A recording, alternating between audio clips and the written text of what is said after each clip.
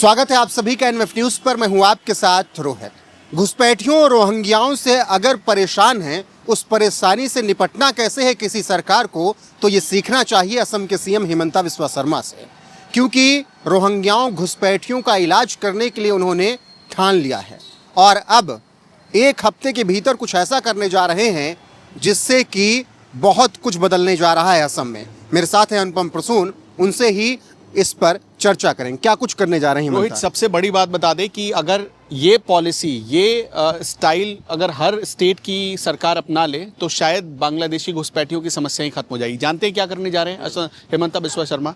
हिमंता बिस्वा शर्मा ने फैसला किया है कि एक पोर्टल बनाया जा रहा है असम में, जो इसी आने वाले अगस्त महीने में शुरू होगा, जो कि 7 से 9 दिन के आसपास काम करेगा। 1 अगस्त से 7 अगस्त के बीच ये काम करेगा। अब ये पोर्टल क्यों बनाया जा रहा है ये समझिएगा। असम में बांग्लादेशी घुसपैठिया बहुत बड़ी संख्या में है।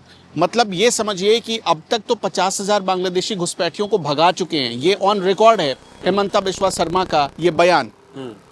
तो उन्होंने फैसला किया कि जो संवेदनशील इलाके हैं, जो कि बॉर्डर के इलाके हैं, सीमावर्ती इलाके हैं, उन इलाकों में रहने वाले कुछ ऐसे एसमीज जो असम के रहने वाले प्रॉपर, उनका वो वहाँ के, उनके पास उनकी वहाँ की डोमिसाइल है, तो उन लोगों को शस्त्र लाइसेंस दिया जाएगा, मतलब आर्म्स लाइसेंस बांटे जाएंगे। और ये क्यों बांटा जा रहा है पता है आपको? अभी 12 तारीख को जो मेरे पास आंकड़ा है कि असम के ग्वालपाड़ा में सबसे पहले शुरू हुआ था ये बांग्लादेशी घुसपैठियों को खदेड़ने का अभियान। उसके बाद अब स्थिति ये हो गई है कि ये जो बांग्लादेशी घुसपैठिए हैं ये पुलिस को, असम की पुलिस को टारगेट कर रहे हैं। तो हिमंता बिस्वा शर्मा ने फुल्ली छूट दे दी है, पूरी तरह आज़ाद कर दिया है पुलिस को कि अब सीधा इधर उधर की बात नहीं करनी है, अपने स्टाइल में डील करना है, जैसा हिमंता बिस्वा शर्मा का स्टाइल है। और इसी वजह से ये फैसला किया गया है कि संवेदनशील इलाकों में जब तक पुलिस पहुंचेगी तब तक लोग खुद भी अपनी सेफ्टी कर लें। इसलिए ये तय किया गया है कि उन्हें शस्त्र लाइसेंस दिया जाएगा। और हिमंता बिस्वा शर्मा चाहते हैं कि मणिपुर असम को ना बनने दिया जाए, और इसी वजह से उनका ये बड़ा फैसला हुआ है। दर्शकों बहुत ध्यान से सुनिएगा, दिल्ली से मैं कहानी बताता हूं आपको, सुनिएगा, ये अभी हाल की कहानी है। दिल्ली में पता चला कि एक घर में दिल्ली पुलिस पहुंचती है, छापेमारी करती है, और वहां पर कुछ बांग्लादेशी घुसपैठिए पाए जाते हैं जो अवैध रूप से, इलीगल तरीके से भारत में रह रहे थे। उनमें से कुछ लोगों को डिपोर्ट कर दिया जाता है बांग्लादेश। इनकी कितनी अंदर तक साठगांठ है ये मैं बता रहा हूँ। बांग्लादेश डिपोर्ट कर दिए जाते हैं। 1 महीने बाद उसी इलाके में फिर से दिल्ली पुलिस, यह भी मई महीने की, जून महीने की बात बता रहा हूँ आपको, फिर से छापेमारी करने पहुंचती है तो पता चलता है कि जिसको डिपोर्ट कर दिया गया वो उसी घर में रह रहा है।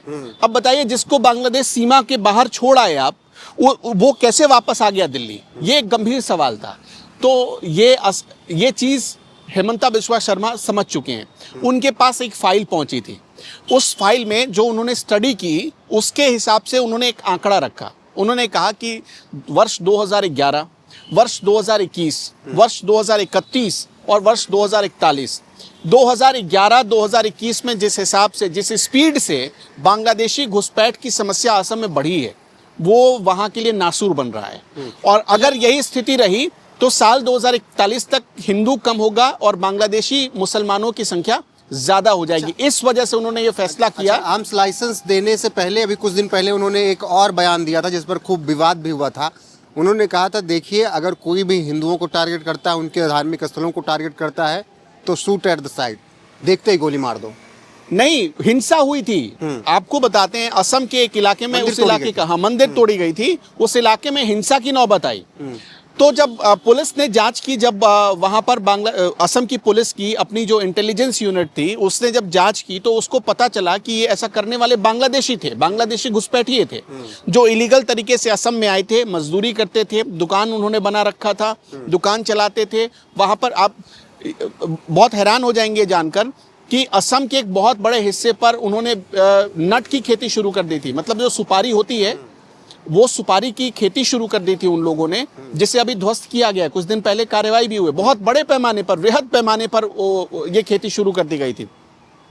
तब उन्होंने ये ऑर्डर दिया था कि कोई बांग्लादेशी घुसपैठिया दिखे तो सीधे उससे बात नहीं करना, पहले उसे शूट करो, उसके बाद उसका हालचाल पूछो। तो जानते हैं वो इसी तरह खरी खरी बोली बोलते हैं। अभी हाल फिलहाल में उन्होंने, अब देखिए मेरे पास ये आंकड़ा है, 17 जुलाई को पुलिस के साथ झड़प हुई थी। पहले 12 जुलाई को अभियान शुरू हुआ ग्वालपाड़ा में, 17 जुलाई को पुलिस के साथ झड़प हुई। 2021 जब से मतलब वो सत्ता में आए, 2021 में उनकी सरकार के सत्ता में आने के बाद 50,000 ऐसे लोग जो कि इलीगल बांग्लादेशी थे, उनके कब्जे से 160 स्क्वायर किलोमीटर की जमीन, 160 स्क्वायर किलोमीटर आप समझ रहे हैं कितना बड़ा एरिया होगा। अंदाजा लगाकर देखिए, 160 स्क्वायर किलोमीटर की जमीन उनके कब्जे से छुड़ाई गई है। वो वहां के नागरिक बनने की तैयारी में थे, कुछ तो बन भी चुके थे। और क्या यही वजह है कि हिमंता ये कह रहे हैं कि हर जगह तो आपको भी जिम्मेदारी उठानी होगी कि अपने पड़ोस में किसी को ना बसने दें, इस बात का ख्याल आप लोग भी रखिए, मैं कल को रहूं या ना रहूं? वो ये बात कह रहे हैं और जानते हैं उन्होंने अपने लेवल पर स्थानीय लोगों को इतना जागरूक कर दिया है। स्थानीय लोग तो देख ही रहे ना कि क्या बीत रही है लोगों के ऊपर। अभी बांग्लादेश में क्या हुआ हिंदुओं के ऊपर, असम तक उसका प्रभाव आया। पश्चिम बंगाल में हिंसा हुई, उसमें भी सामने नाम आया बांग्लादेशी घुसपैठियों का। तो हिमंता बिस्वा शर्मा देख रहे हैं, असम के लोग देख रहे थे, तो वो खुद भी जागरूक हो गए। सरकार के इस मुहिम में वो सपोर्ट कर रहे हैं। उन्होंने अपनी एक यूनिट बनाई है, छोटी छोटी टोलियां बनाई गई है जो लोगों को जागरूक कर रही है। आधी आधी रात को गश्त पर निकलती है वो टोली कि इनका कोई धंधा तो नहीं चल रहा है। आपको उस जानकर बहुत ताज्जुब होगा कि उस इलाके में बहुत इलीगल तरीके से डेमोग्राफी चेंज भी बहुत पूरा हुआ है। डेमोग्राफी चेंज हुआ। ये लोग आए, यहाँ के लोगों के साथ मिलकर वहाँ पर साठगांठ कर कर एजेंट्स के साथ मिलकर 2,000-3,000 रुपए में भारत में दाखिल हो गए। 1 लाख 1.5 लाख रुपए खर्च किया तो भारत की नागरिकता मिल गई। नागरिकता कैसे साबित करेंगे आप? अभी तो इस पर बहुत बहस चल रही है। एसआईआर जब से तो ये भारत बिहार रैकेट में भी हो तो रहा है। तोड़ना जिम्मेदारी है ना कि देश में रहकर कौन उनकी मदद कर रहा है। देखिए, अभी ये रैकेट तोड़ने का सिलसिला जो बिहार में एसआईआर शुरू किया गया, ये इसी रैकेट को तोड़ने का सिलसिला था। आपको मतलब नागरिकता साबित करने के लिए जो दस्तावेज देने हैं उस पर इतना भरमा दिया गया, भ्रम पैदा कर दिया गया कि कंफ्यूज हो गया। बाहर से आए लोग तैयारी करके आए थे कि हमसे कभी नागरिकता मांगा जाएगा, पूछी जाएगी तो हम आधार कार्ड दिखा देंगे। इन्होंने आधार कार्ड बनवा लिया। इन्होंने ये पूरी तैयारी कर ली थी कि जी भाई साहब, हमसे नागरिकता कभी साबित करने को कहा जाएगा तो हम वोटर आईडी कार्ड दिखा देंगे। लेकिन यहाँ तो राइट इंडिकेटर देकर लेफ्ट मुड़ गया चुनाव आयोग, क्योंकि चुनाव आयोग तो इनसे ज्यादा बड़ा खिलाड़ी निकला ना यहाँ पर। तो अब ये मतलब इनको समझ में नहीं आ रहा है, दिन में इनको तारे दिखने लगे हैं कि अब हम कौन सा दस्तावेज पेश। देखिए, कुल मिलाकर एसआईआर, हालांकि चुनाव आयोग कहीं भी नहीं कह रहा है कि बांग्लादेशी आ गए, घुसपैठिए आ गए, वो कह नहीं सकता है क्योंकि उसकी अपनी एक मर्यादा है। वो कह नहीं सकता है। जिम्मेदारी है। हाँ, वो कहना सरकार की जिम्मेदारी है। वो रिपोर्ट जो बनाएगा, अच्छा वो सरकार का हिस्सा नहीं है, वो सरकार का पार्ट नहीं है, वो इंडिपेंडेंट संस्था है, वो स्वायत्त संस्था है, उसकी वो ऑटोनोमस बॉडी है, तो वो अपने फैसले खुद ही ले सकता है। उसके अपनी मतलब जो भी उसके विचार हैं वो उसके अपने विचार हैं। तो इस हिसाब से जब आप देखेंगे तो आपको समझ में आएगा कि एसआईआर एक ऐसी मुहिम है जो इसी चीज़ को तोड़ने की शुरुआत कर दी गई है। और ये आप समझ लीजिए कि अब बिहार के बाद एसआईआर कहीं दूसरी जगह शिफ्ट होने वाला है तो वेस्ट बंगाल और असम ही है। यही 2 ऐसे एरिया हैं जहां पर अब ये शिफ्ट होने वाला है। और ये तय मानिए कि इसी साल हो जाए या अगले साल के शुरुआत में हो जाए। अगले साल के शुरुआत में मुझे संभावना कम है क्योंकि फिर वहाँ चुनावी माहौल होगा, वहाँ पर वक्त कम बचेगा, तो 3-4 महीने में चुनाव भी हो जाने हैं वहाँ पर। मेरे ख्याल में अप्रैल मार्च तक सरकार बन जानी है असम और वेस्ट बंगाल में।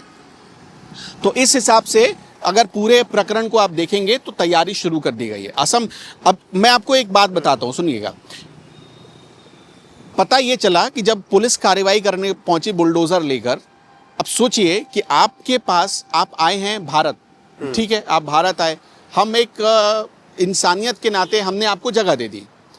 बुलडोजर जब पहुंचा तो पता चला कि इन लोगों ने घर तो बनाया था, घर के भीतर बंकर बना रखे थे। अरे भाई, बंकर किस लिए बना रहे हो? क्या कोई युद्ध हो रहा है? तो इस तरह की रिपोर्ट सामने आई है और इसलिए ये सारी चीज़ें। अब देखिए, वहाँ पर कांग्रेस ये कह रही है कि जानबूझकर बेदखल किया जा रहा है, जानबूझकर बेदखल किया जा रहा है। ये वो लोग हैं जिस बीजेपी को लगता है कि उसको वोट नहीं देंगे तो उनको बेदखल किया जाए। ये जानबूझकर लंबे वक्त से रह रहे हैं। अरे वहाँ पर कई मुस्लिम संगठन रोका क्यों नहीं? कई मुस्लिम संगठन प्रदर्शन कर रहे हैं इस बात को लेकर। आप एक बात बताइए कि कोई दस्तावेज उनका भारतीय दस्तावेज बन गया तो बिना किसी मदद के बन गया होगा। मदद करने वाले लोग कौन होंगे? यही लोग जो विरोध प्रदर्शन कर रहे हैं कि क्यों खदेड़ा जा रहा है इनको।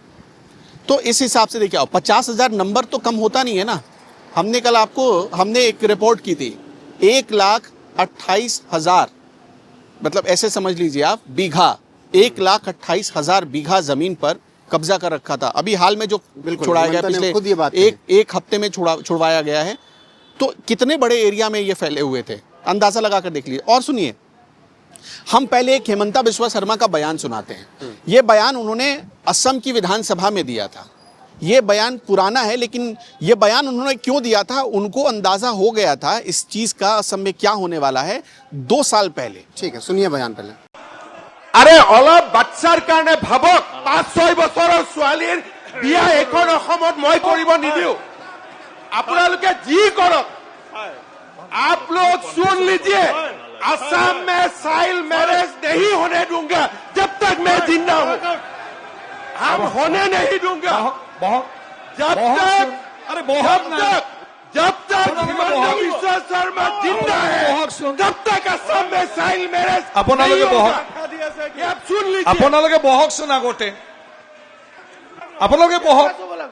আপোনালোকে কৈয়ে আছে দেখোন, মইতো আপত্তি কৰা নাই। আপোনালোকে কৈ থাকক একেবাৰতে নিজনে। আৰু পইণ্ট ব্লেংক শুনি লওক, মুছলমান সমাজৰ বাচ্চা ল'ৰা ছোৱালীক লৈ আপোনালোকক বিজনেছ কৰিব দিয়া নহ'ব। এইটো আপোনালোকে বুজি লওক, আপোনালোকে বুজি লওক।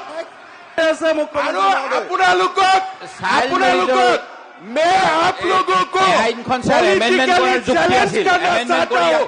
2026 सन का पहले मैं ये दुकान बंद कर दूंगा, ये दुकान मैं बंद कर दूंगा। तो बयान सुन लिया आपने। इस बयान की चर्चा अब क्यों इतने दिनों बाद? देखिए, ये जो बांग्लादेश के लोग आए, जो इलीगल तरीके से जिनके बारे में कहा जा रहा है, ये दावा हम नहीं करे, सरकार की सारी रिपोर्ट है, अलग अलग मीडिया चैनलों की रिपोर्ट है। तो जब ये भारत में आए, मतलब असम में आए, तो इन्होंने सबसे पहले क्या किया, असम में छोटी छोटी लड़कियों से शादी करनी शुरू की। वहां परिवार बढ़ाया, वो मुस्लिम लड़कियां थी। वहां पिछड़े इलाकों में लोगों ने ये नहीं देखा कि अभी बेटी की शादी की उम्र नहीं हुई है, शादी करवा दी, शादी करवा के घर जमाई बना लिया, उनको बसा लिया। ये बहुत असम में जब आप देखेंगे ये बहुत झारखंड के तमाम हिस्सों में भी झारखंड में तो है माफ करिएगा, असम में बहुत ज्यादा है। असम में मतलब सरकार परेशान हो गई है इससे, और मतलब पार्टियां इसको शह दे रही हैं। सबसे बड़ी बात तो ये, पार्टियां ये कह रही हैं कि भाई अगर 2 लोग शादी कर रहे हैं तो उसमें तुम क्यों जा रहे हो।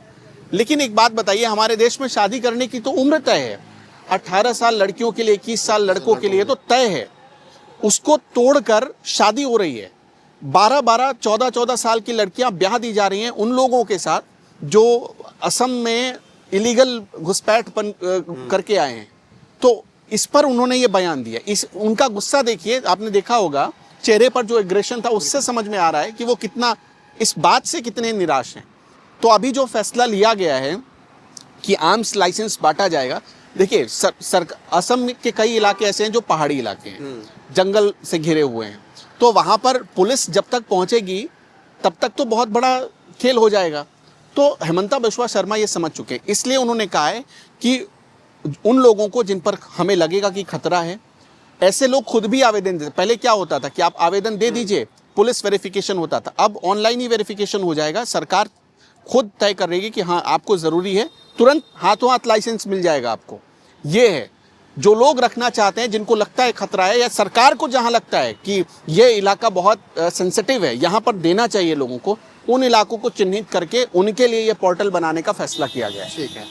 बाकी जिस तरीके से हेमंता बिस्वा शर्मा की सरकार सोच रही है कि अब असम के लोग अपनी सुरक्षा स्वयं करें, सहयोग करें, उसी के तहत ये फैसला लिया गया है। बाकी उनके इस फैसले पर आपकी राय क्या है, कमेंट सेक्शन में जाकर बताइएगा जरूर। बने रहेगा हमारे साथ। नमस्कार।